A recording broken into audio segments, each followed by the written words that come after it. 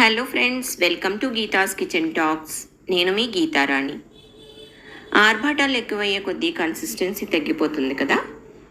పూర్వకాలం అంటే ఇంచుమించుగా నాకు తెలిసి అమ్మమ్మల దగ్గర నుంచి మా వరకు కూడా ఏదైనా శుభకార్యం అనగానే ఒక ఆర్భాటంలా కాకుండా ఒక సంతోషంతో కూడిన బాధ్యత అనుకుని కలిసి చేసుకునే సెలబ్రేషన్లా చేసేవారు.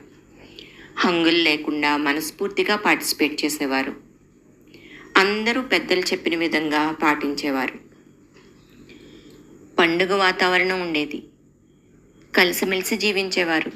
పెద్దల పట్ల గౌరవం, వాళ్ళు కలుగజేసుకుని ఏదైనా చెప్తే అర్థం చేసుకోవడం, సర్దుకుపోవడం జరిగేది.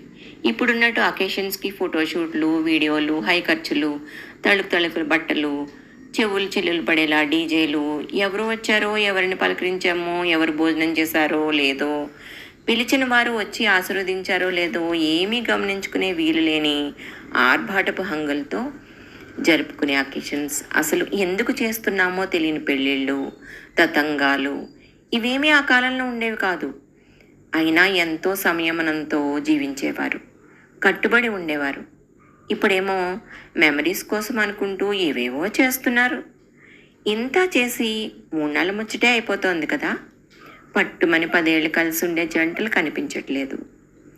ఇన్ని మెమరీస్ సరిపోవు అన్నట్టు వాడేసిన దండలు, పువ్వులు, బట్టలు ఇవి కూడా ప్రిజర్వేషన్స్ చేసుకుంటున్నారు.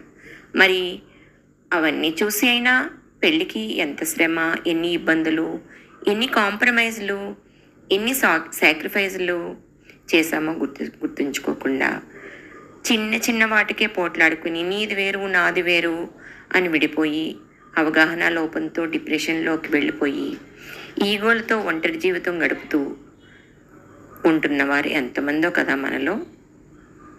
పేరెంట్స్ పడిన శ్రమ, పడుతున్న క్షోభ తీర్చలేనిది. ఒకసారి ఇవన్నీ ఆలోచిస్తే ఎంత బాగున్నో కదా.